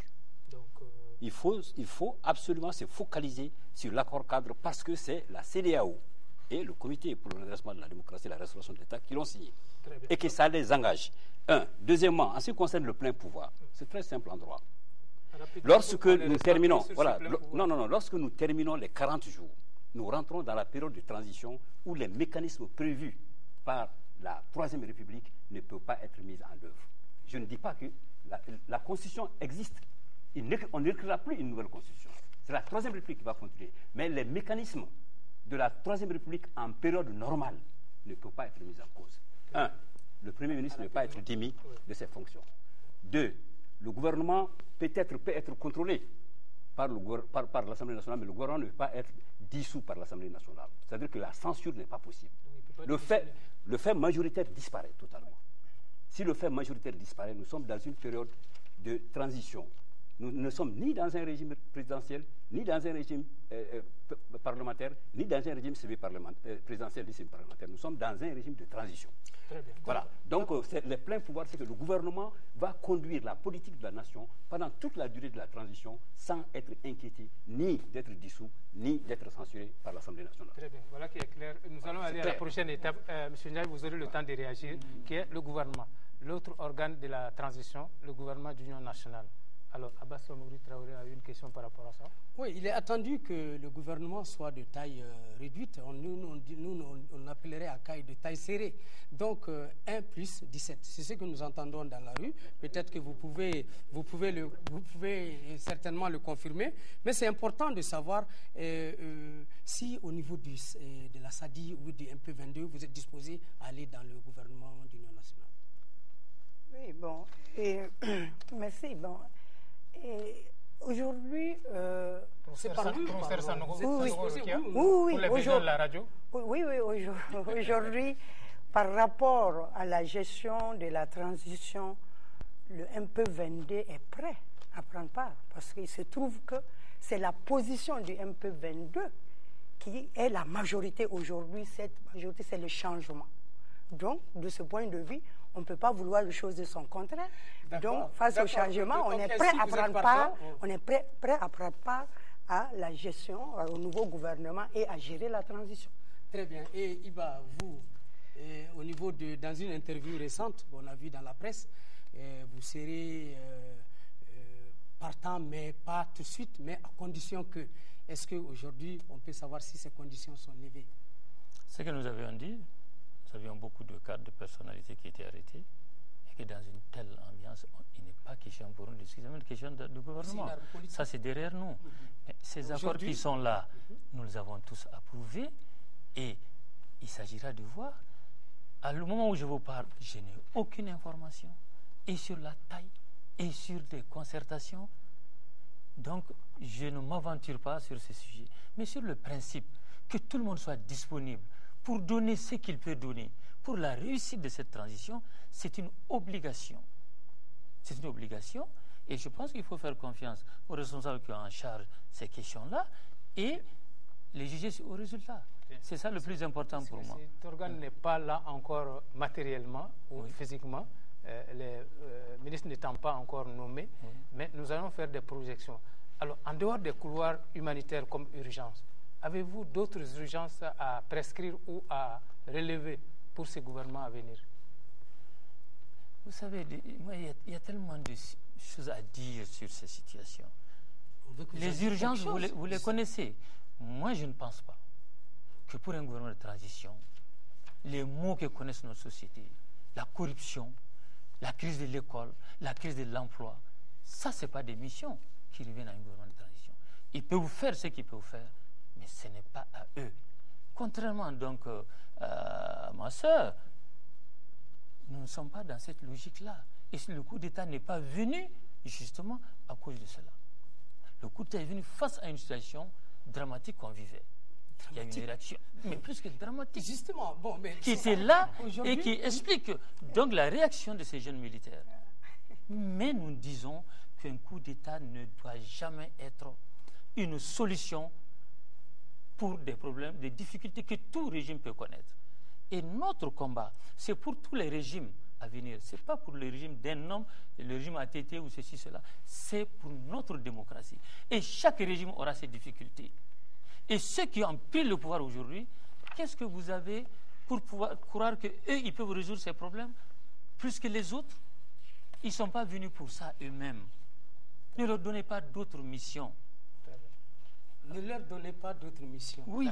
Alors, professeur Diarra, est-ce qu'on peut savoir, en plus des urgences du couloir humanitaire, quelle autre urgence le gouvernement d'Union nationale peut-il s'attaquer tout de suite? C'est très simple. Pour ma part, une fois que le gouvernement d'Union nationale sera en place, ce gouvernement va mettre en application les accords, notamment en ce qui concerne l'engagement de la CEDEAO à nous aider pour nous libérer des envahisseurs. Ça, c'est la première urgence. Mettre en exécution l'accord cadre en ce qui concerne l'engagement pris, non seulement dans l'accord cadre, mais dans la déclaration d'Abidjan que j'ai ici, du président Ouattara, de nous aider à nous libérer. Vous savez, il faut que ça soit clair. Lorsqu'un pays est occupé, ça a été le cas de pratiquement tous les pays d'Europe en 1940, de 40 à 44. On ne peut rien entreprendre sur le plan interne tant que le pays n'est pas libéré. Ni les élections, ni la mise en œuvre des politiques de redressement, ni la corruption, ni etc. Comment voulez-vous à Bamako prendre une décision ici, si à Ménaka vous ne pouvez pas vous réunir? Comment voulez-vous parler d'élections à Caille, si à Aguelok vous ne pouvez pas mettre des urnes? Moi je pense que la première priorité, c'est de demander au comité de redressement de la démocratie et de la restauration de l'État, une fois que le gouvernement sera formé avec le président de la République, de tout mettre en œuvre pour que la CEDEAO s'engage à libérer notre pays. Un point fondamental, vous savez, quelle que soit la forme de la transition, ça je parle à mon donné, la collaboration est une nécessité. Je pense que personne ne peut aller à l'encontre de l'intérêt national du Mali. Et l'intérêt national, c'est quoi? C'est nier tout ce qui nie l'existence physique du Mali. Ça n'a pas besoin de voir politique, ça. Oui. Ça, c'est le patriotisme. Je pense que la priorité des priorités du gouvernement qui va être mise en place, qui sera dirigé par le Premier ministre, et en collaboration avec le président par intérim, il faut le dire clairement, en collaboration avec le président par intérim, doit demander à la communauté internationale, en plus même de la CEDEAO, de nous aider à nous libérer. Et ça, c'est conforme au texte. Aujourd'hui, professeur, vous constatez quand même qu'il y a l'insécurité à Bamako, dans les grandes villes, mais qu'est-ce que vous pensez être un message à l'endroit des autorités, qu'elles soient intérimaires ou pas, pour que les populations soient sécurisées? Bon, moi je pense que ça c'est un aspect que mes amis politiques peuvent répondre à ça. Oui, Djamoutani qui ne parle pas de Non, allez-y. Moi je voudrais dire deux choses. Rapidement. Par rapport à... Il a dit beaucoup de choses sur la transition, sur l'intérim, tout ça, etc. Je vois que tout ce qu'il est en train de défendre là, surtout il me regarde comme ça. Ce sont nos points de vue qu'il est en train de développer Non, et de défendre, et j'en suis heureux. C'est dans l'accord cadre. J'en suis heureux. C'est Oui, dans oui. l'accord cadre. hein. Oui, mais ça, c'est nos positions depuis le départ. l'accord cadre. L'accord cadre, mais ce sont nos positions que nous avons défendues depuis le départ. Il faut revenir à l'ordre constitutionnel pour justement qu'on puisse bénéficier, ce dont il vient de parler, de tous les appuis pour pouvoir aller résoudre le problème de l'eau qui est la priorité numéro 1. Ça, je suis d'accord avec vous. Mais pour l'intérim, pour l'intérim, il a beaucoup parlé de l'intérim, je n'ai pas beaucoup parlé sur ce sujet. L'intérim, ce qui est dans la Constitution, c'est les 40 jours. C'est ce que nous avions dit. Vous serez pour une prorogation de 40 jours du président de l'Assemblée à la part? Mais si les Maliens en conviennent, nous ne dirons pas non. Mais c'est sur quoi nous sommes battus. Oui, oui. C'est sur lequel, non, La attendez. Constitution n'est pas muette. Hein. La Constitution je est vous en catégorique prie. là-dessus. Elle n'est pas muette. Je n'ai pas fini. La Constitution dit qu'au bout de 40 jours, l'intérim est terminé. L'arrêt de la Cour constitutionnelle, qui est un arrêt qui implique, qui engage l'ensemble de la République, cet arrêt dit qu'au bout de 40 jours, c'est terminé. Il faut que ce soit clair. Quand je dis miette, c'est pour dire que... Oui, c'est pas bien. C'est important. Oui, allez-y. Nous avons défendu l'intérim tel que stipulé dans la Constitution. Et c'est ce qui vient de reprendre. Maintenant, pour la transition, s'il doit y avoir un président, ce n'est qu'une entente entre tout le monde qui peut déterminer. Et je suis convaincu d'une chose, que Diongouna n'est pas exclu de cela, l'actuel président par intérim. Si les gens veulent que ce soit lui, il le sera. Mais si les gens trouvent quelqu'un d'autre, c'est tout ce qui n'est pas stipulé dans la Constitution. Nous ne l'exigeons pas parce que la Constitution ne le dit pas. Nous allons aller justement à la gestion de la transition, c'est prévu, la gestion de la transition. Voilà, donc comment vous voyez la présidence? Vous l'avez déjà abordé par les cadres de concertation. Vous pouvez faire ordonner les débats, parce qu'on va vous poser la question. Oui, mais donnez-lui le temps de l'ouvrir. Voilà. Donc je disais tantôt... Pose-lui la question. Non, vous oui, pas vous poser la question qui va vous être posée, vous pourriez répondre rapidement avant de répondre à la question. Mais pour l'instant, je pose la question par rapport à la gestion de la transition. Quelqu'un l'a dit tantôt autour de la table, l'accord cadre n'est pas très explicite, je ne dirais pas muet, mais pas très explicite en ce qui concerne le président de la transition. Vous l'avez abordé en disant que ce serait dans le cadre de concertation. Alors, je pose la question à Djamtani. Si on vous demandait de proposer le profil type du président de la Constitution, de la transition, pas de la Constitution, de la transition, un président pour la transition, pour diriger la transition? Moi, je pense que, je ne peux pas répondre tout de suite comme ça à cette question. Je dirais tout simplement que pour la question du président de la transition, il va falloir qu'il y ait une forte concertation entre les acteurs, les forces vives, tout le monde doit se mettre d'accord et qu'il faut anticiper. Il ne faut pas attendre la fin des 40 jours pour poser le problème. Très bien. Parce que moi, je pense que c'est juste que... Madame, votre réponse? Voilà, ma réponse est que avant, on a parlé quelles sont les urgences. Et bien sûr, la question que nous avons dit, l'urgence était d'aller à ces organes de la transition. Et il y a deux urgences qui sont citées, deux éléments qui sont cités dans l'accord cadre, c'est le Nord. Donc on a dit, Ouagadougou a dit, le Premier ministre, le gouvernement, priorité des priorités, c'est le Nord. Ensuite, il y a l'organisation des élections. Donc un fichier électoral et tout ce qui s'ensuit, pour qu'on aboutisse à un ordre constitutionnel avec les élections. Mais bien sûr que pendant la transition, il y a d'autres éléments sur lesquels il faut discuter, parce que l'ordre ancien n'a pas pu répondre aux problèmes essentiels de la société malienne, l'école, la santé, la sécurité, l'emploi. Et donc, c'est pour cela, avec le coup d'État, il fallait cette rupture. Et pour aller à cette rupture, pour éclaircir toutes ces questions qui ne sont pas bien déclarées dans l'accord cadre, on a dit qu'il faut une convention, il faut aller interroger le peuple. Toutes les forces vives doivent se contenter. On vous a posé une question précise. Voilà, on est d'accord que le passage obligé sera certainement une convention. Parce que lui, il parle de concertation, l'autre de concertation, et certainement vous aussi de concertation. Mais laquelle de concertation? Peut-être celle proposée par le Comité national de redressement, n'est-ce pas? Qui est une convention nationale. On est obligé de passer par là. Vous deux. Bon, mais on vous demande, vous, aujourd'hui, si on vous disait de dessiner le profil du président de la transition qui va venir, ce serait comment? Le profil, ça, on va définir, mais pour moi, le président de la transition doit être un homme neuf qui sera accepté par le peuple malien. Et c'est lors d'une concertation qu'on peut se mettre d'accord sur cela, avec toutes les forces vives, que ce soit avec les militaires qui font partie de cet accord-cadre, avec les autres forces vives que nous devons définir. Pour nous, c'est un conseil national de transition pour le changement dont le chef pourrait être le président de la République, en plus du Premier ministre qui a plein pouvoir. D'accord. Professeur Diarra, on veut savoir, l'intérimaire peut-il être président?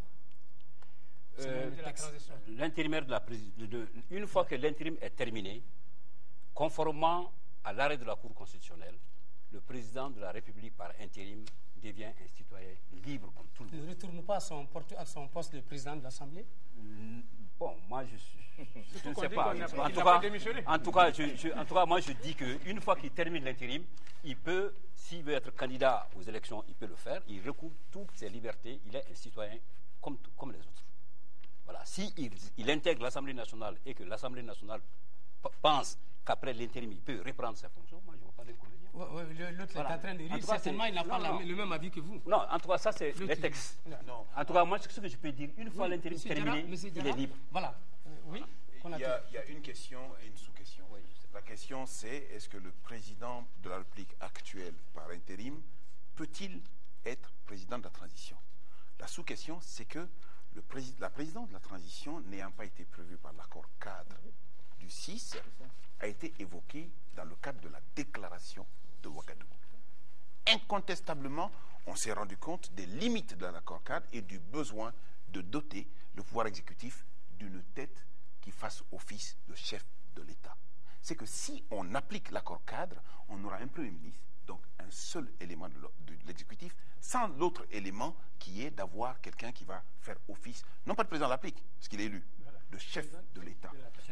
De ce point de vue-là, n'importe quelle personne, encore moins le président de la République par intérim, peut éventuellement être président de la transition dès lors qu'on l'appelle. Et la sous-question, il n'a pas répondu. La sous-question, peut-il revenir à son poste de député? Et la sous-question... Parce qu'il avait démissionné, il aura démissionné, il n'a pas démissionné encore. Je n'oserais pas m'affronter là, mais je prends juste un exemple. C'est que par 2 fois, en France, on a vu M. Poher venir assurer les fonctions de président par intérim pour remplacer De Gaulle lorsqu'il a démissionné et pour remplacer le président Pompidou lorsqu'il est mort. Dès qu'il a organisé les élections, il est revenu au Sénat à assumer ses fonctions de sénateur et de président du Sénat. Alors, professeur Sanogo, si on va revenir à vous, si on confiait par exemple la présidence de la transition à un religieux, de par son statut, vous avez dit un homme neuf, un religieux aussi, puisque n'importe quel citoyen peut prétendre à ça, le religieux n'est pas par essence, n'est pas partisan, c'est que le place déjà en bonne position. Si on confiait la présidence de la transition à un religieux. La question, moi, je ne peux pas décider à la place du peuple. C'est ça que j'ai dit. C'est des projections. Non, je ne peux pas décider à la place du peuple. Est-ce que vous serez contre? À la place du peuple, c'est le peuple c'est le peuple qui va décider qui va être le président de la transition. Mais la question de l'intérimaire, il peut pas, on n'accepte pas que l'intérimaire fasse le président de la transition. Pourquoi? Ça, pour notre opposition, c'est très clair. Pourquoi? Parce qu'on ne peut pas vouloir une chose et son contraire. On a dit retour à l'ordre constitutionnel. On est revenu à l'ordre constitutionnel, il faut respecter la Constitution. Et le délai, c'est les 40 jours. Donc après, il faut discuter pour aller à un président de la transition lors de la concertation. Je vais vous poser une question. Quel format et quelle durée pour la transition? Bon, moi je pense que l'accord cadre est bien précis là-dessus. C'est l'accord cadre qui dit que le chronogramme sera défini après l'intérim. Et ce chronogramme, que ce soit les élections... Vous disait qu'il y a urgence qu'il faut le faire avant la fin de la... Pour qu'on sache le chronogramme avant la fin moi je pense que l'établissement du chronogramme est subordonné à la libération totale de notre pays. Pour savoir, attendez. Non, pas Ouagadougou. Moi, je parle de l'accord cadre. Non, je dis. Je voudrais dire ceci, maître. Non, monsieur Diarra, laissez-moi vous compléter et vous allez voir tout à l'heure pourquoi. Non, c'est-à-dire qu'aujourd'hui, imaginez que pour mettre de l'ordre au nord, il faut 3 mois. Vous nous demandez dans ce cas-là d'attendre 3 mois avant de mettre en place les organes de la transition. Non, pas les organes de la transition. Non, vous dites quand je parle de chronogramme. Non, je parle tout simplement des élections, quoi. Mais les organes de la transition, le gouvernement va être mis en place. Le Premier ministre est en place. D'accord? Le Premier ministre et le gouvernement sont des organes permanents de la transition. C'est ce gouvernement qui va déterminer avec les autres organes de la transition, notamment le comité pour le redressement de la démocratie et la restauration de l'État, qui vont déterminer le chronogramme. Et n'oubliez pas que tout ceci doit être fait en contact permanent avec l'autre signataire de l'accord. Très bien. La CEDEAO et le médiateur. Donc Non, moi je suis moi, je d'accord pense avec que- ma soeur tout à l'heure qu'il faut vraiment un large consensus par rapport au choix du président. Oui, et que l'accord ne parle pas du président. On vous a posé, monsieur, ne vous ramenez pas à... je vous en c'est prie. malheureusement mon professeur, je ne peux pas dire autre chose. Non, Ouais, c'est oui. pas le professeur Non, ici. mais non, quand vous Ce n'est posez pas une le question, professeur ici. professeur, Oui. comme vous nous l'avez enseigné, Oui. il faudrait aller à la réponse Bien sûr. d'une façon concise et Ok, précise. ok, C'est allez-y. votre expression. Allez-y. Donc, maître, est-ce que le format, au sujet du format et de la durée de la transition, Ouagadougou, vous en avez évoqué, non? On ne l'a pas évoqué, mais chacun a sa petite idée là-dessus. Laquelle pour vous? Alors, ma première idée, c'est qu'il faut évaluer objectivement aujourd'hui la situation sur le terrain au nord pour se dire aujourd'hui qu'il nous faut 6 mois, 8 mois ou 12 mois pour entamer des discussions, aboutir au bout du compte et assurer l'intégrité du territoire national. Voilà un point de l'accord. Le deuxième point, c'est qu'il est question d'évaluer tous les instruments électoraux, tout le cadre électoral, pour savoir exactement de combien de temps nous disposons pour doter notre pays d'un système qui puisse aller vers des élections libres, transparentes et acceptables sans aucune discussion. Voilà par exemple. Ok, M. Diamtani. Oui, moi, je pense que la question de la transition a été abordée dans la déclaration de Ouagadougou en ces termes. La déclaration recommande que la durée de la transition soit déterminée par le cadre de concertation des forces vives visé au point 3.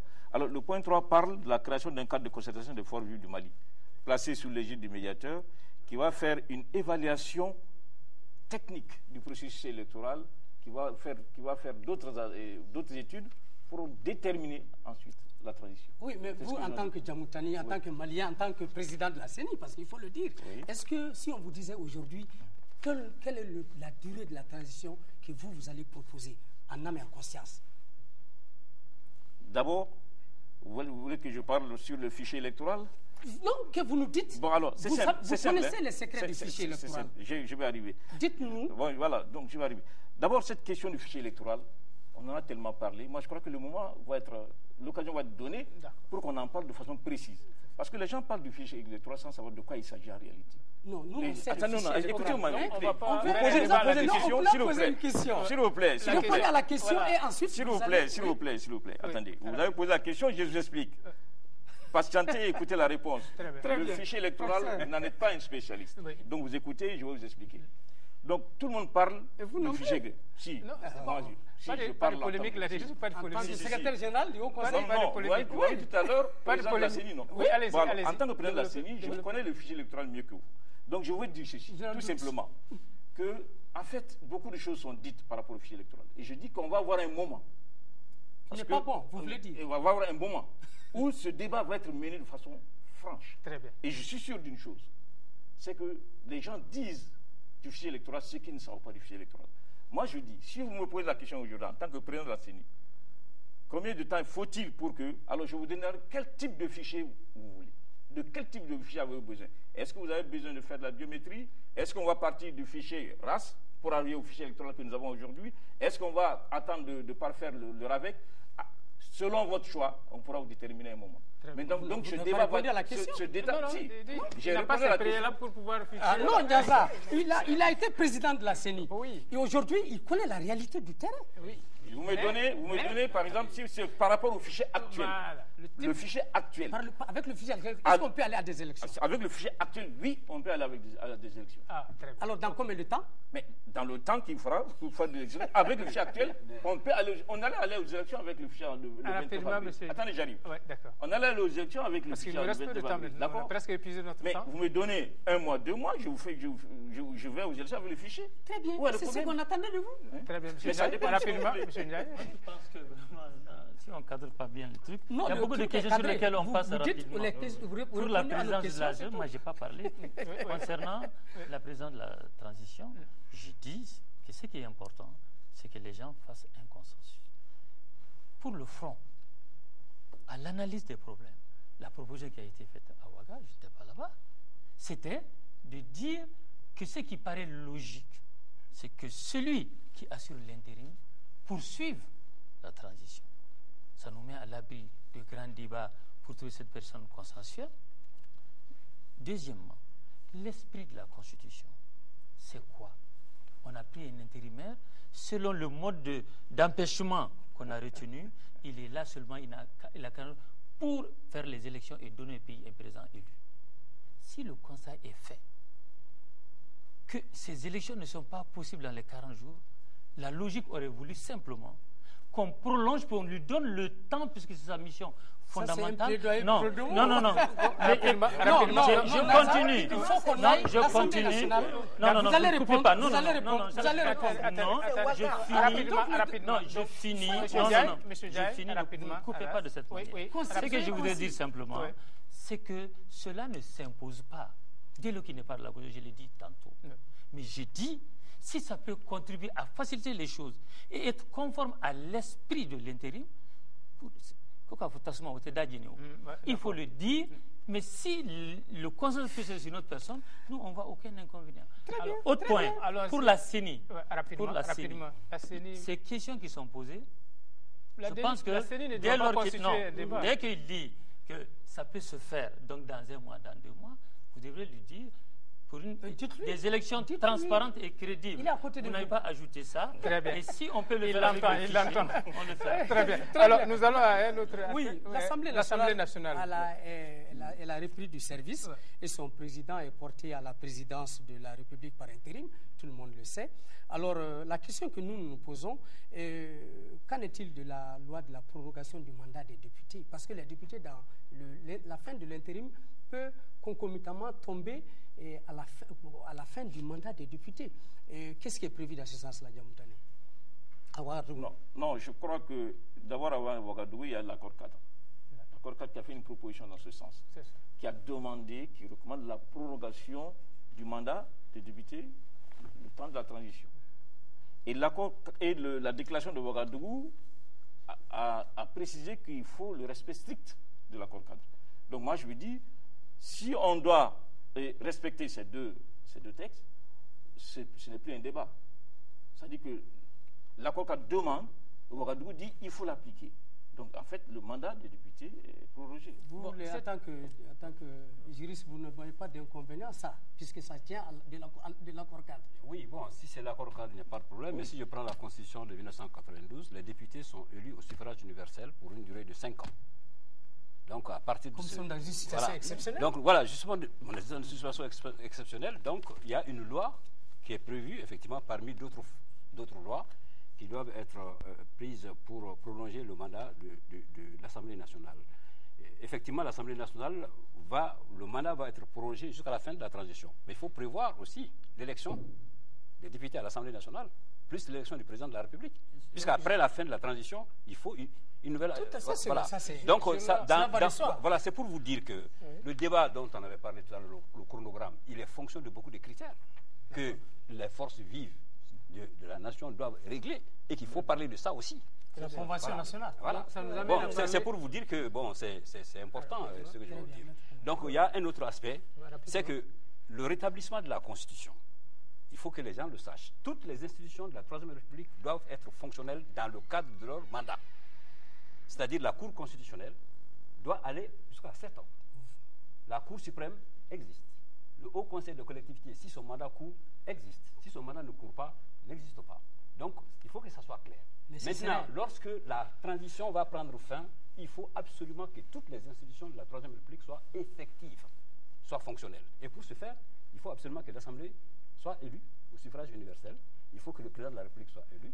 Il faut que le Haut Conseil de collectivité, on prévoit aussi l'élection, et puis les maires aussi. Donc, on va partir sur la normalité constitutionnelle à partir de la fin de la transition, où on proposera des élections pour mettre en effectivité ces institutions-là. Sinon, on allait vous couper la parole. Voilà. Diarra est un juriste qui dit les choses exactement comme elles sont. Voilà. Ce qu'il faut rappeler, c'est que la première phase de l'intérim, on est dans la Constitution. Voilà. La deuxième phase, qui est la transition, on est hors Constitution et tous les aménagements sont possibles, y compris, comme l'accord de Ouagadougou l'a dit, que le mandat des députés à l'Assemblée nationale est prorogé. Ça peut choquer un puriste, je peux le comprendre, du point de vue de la légalité de la chose, mais c'est politique. Le deuxième point, il ne faut pas oublier. Et c'est là que j'interpelle. Cette prorogation, quand est-ce que ça prend effet? Elle prend effet. La loi doit être déposée à l'Assemblée. Elle prend effet le lendemain du dernier jour du terme du mandat de 5 ans pour partir sur une période qui va être définie. Si la période de la transition est de 24 mois, les députés seront prorogés pour 24 mois. Mais la loi va le dire. Mais ce n'est pas pour rien. Les députés seront prorogés pour entamer un certain nombre de missions qui leur sont demandées dans le cadre de l'accord cadre, notamment les lois d'amnistie à prendre, notamment les lois d'aménagement à prendre, un certain nombre de situations qu'il faut répondre. Il ne faut pas oublier de préciser, toujours dans le contexte politique, qu'il faudra réaménager sans doute les pouvoirs des parlementaires. Parce que si on met les parlementaires dans la position qui est la leur, dans la situation classique constitutionnelle, ça veut dire qu'ils peuvent voter des motions de censure, ça veut dire qu'ils peuvent encore exercer un contrôle plein sur le gouvernement de l'Union nationale, ça veut dire également qu'ils peuvent éventuellement prendre une motion de censure contre le gouvernement. Tout ça rentre dans le cadre justement des aménagements politiques sur lesquels aujourd'hui il faut y aller. L'amnistie aussi des J'en ai parlé. Mais aujourd'hui, j'en appelle encore aux politiques, c'est-à-dire que dès demain matin, ils doivent se retrouver pour la feuille de route. Très bien. Ces questions-là vous incombent. Nyaza, nous allons faire un dernier tour en donnant à chacun 1 minute parce que nous sommes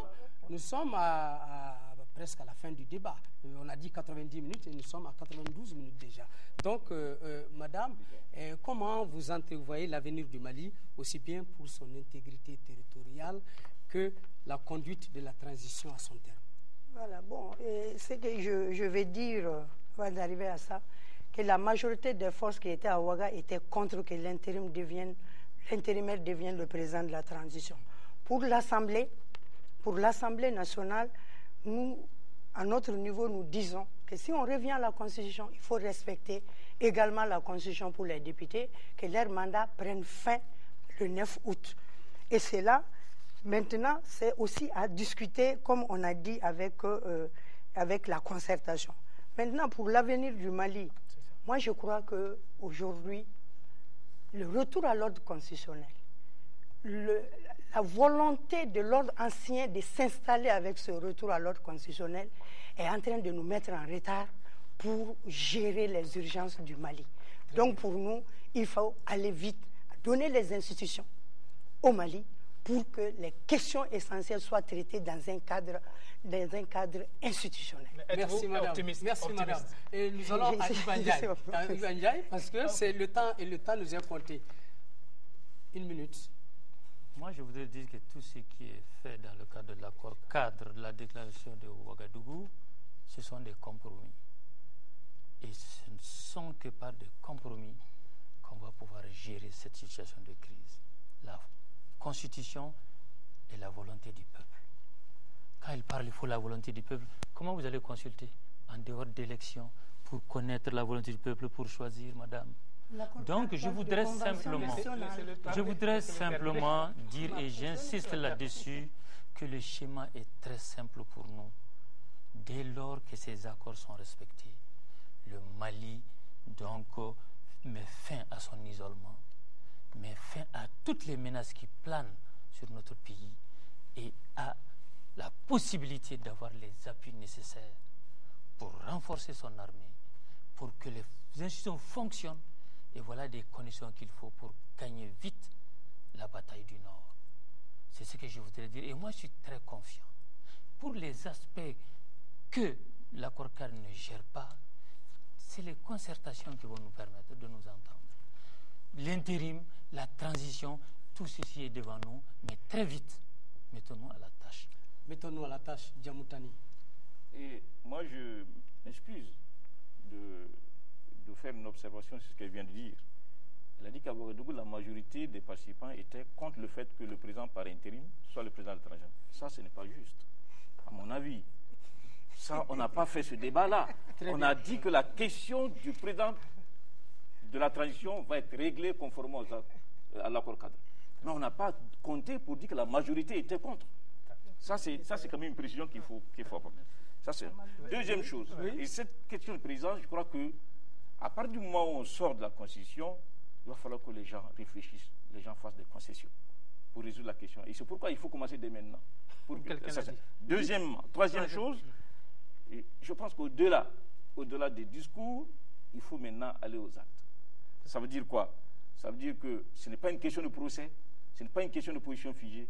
Maintenant, il faut prendre des décisions pragmatiques. Il faut que les gens se concertent pour mettre en place des organes de la surtout le cadre de concertation des forces vives, surtout qui va exercer une sorte de contrôle citoyen sur la mise en œuvre de la feuille de route de la transition. Pour moi, ça me paraît extrêmement important. Très bien. Donc, Maître Konaté? 2-3 mots. Le Nord brûle, le Nord ne peut pas attendre, le Nord demande du SECO. Il faut répondre.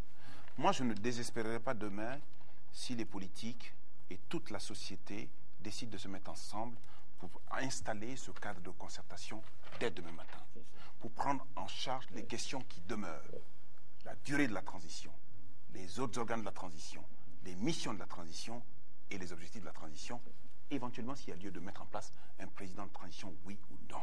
Je ne désespérerai pas si on met en place un système, un cadre de transition qui va avoir pour objectif essentiel de changer ce pays, de changer les hommes de ce pays et de se mettre dans la situation que les fils de demain soient en attente aujourd'hui de bonheur. Et ça, aujourd'hui, les hommes politiques sont véritablement interpellés. Ce n'est pas sorcier. L'Occident, le médiateur, l'Afrique, la communauté internationale viendra nous aider, mais dans les limites strictes de ce qui leur incombe. Aujourd'hui, on a eu Ouagadougou 1, il n'est pas question qu'il y ait Ouagadougou 2. Ouagadougou 2, c'est Bamako. Pour qu'il y ait Ouagadougou 2, ce sont les hommes politiques, les femmes politiques qui ont du génie dans ce pays-là, qui peuvent se mettre ensemble pour nous tracer la feuille de route, et on attend gros de ces gens. Parole d'espoir, vous les partagez certainement? Oui, bon, je les partage entièrement. Je crois que la situation est telle que nul n'a le droit de tergiverser sur les priorités actuelles de notre pays. La première priorité que moi je voudrais souligner ici, c'est la mise rapidement en route du gouvernement et la mise en place d'un système pour libérer d'abord le pays. Ça, pour moi, c'est la première priorité. La deuxième priorité, c'est effectivement un consensus autour des grands problèmes du moment pour y trouver des solutions juste après la fin de la transition ou bien pendant la transition. Troisièmement, intégrer tous les acteurs dans le processus de résolution de la crise. Tous les acteurs. Pourvu qu'ils s'entendent. Voilà, tous les acteurs. Et mettre le Mali au-dessus. Voilà, et mettre le Mali au-dessus du tout. Très bien. Moi, je vais vous remercier autour de la table. Nous rappelons aux téléspectateurs et à nos auditeurs de la radio le débat d'aujourd'hui qui était consacré à l'accord cadre CEDEAO-CNRD-RE pour un retour à l'ordre constitutionnel et surtout sa mise en œuvre, les conditions de sa mise en œuvre et surtout après Ouagadougou qui avait déjà balisé le terrain, notamment on l'a vu, aussitôt après Ouagadougou, le Premier ministre a été nommé. Donc il reste à ce qu'on vous remercie autour de la table et c'est en espérant, c'était tout notre objectif, sinon notre part de contribution, que les Maliens, les inciter à lire ou à chercher à voir ces documents, le comprendre, parce que c'est ce document désormais qui doit régir jusqu'aux prochaines élections, qui doit régir le pays jusqu'aux prochaines élections. Bien sûr, vous l'avez dit autour de la table, avec d'autres concertations pour compléter, sinon apporter les dispositions qui ne sont pas encore clarifiées. Et permettre aussi, c'était notre objectif à ceux qui l'ont lu, qui avaient des zones d'ombre, avec les spécialistes du droit autour de la table, leur permettre de comprendre davantage ces documents assez importants, je le dis. Donc c'est avec une pensée pieuse aux populations du nord du pays, ainsi qu'aux réfugiés et victimes de la crise du Nord, nous vous disons à tous merci. Merci particulièrement aux auditeurs de la radio nationale avec laquelle nous étions en synchronisation. Merci à vous tous, chers téléspectateurs. Merci à l'équipe technique dirigée ce soir par Balogo Maïga. Et on se dit à la prochaine émission de questions d'actualité au dimanche 29 avril donc 2012. Merci, au revoir.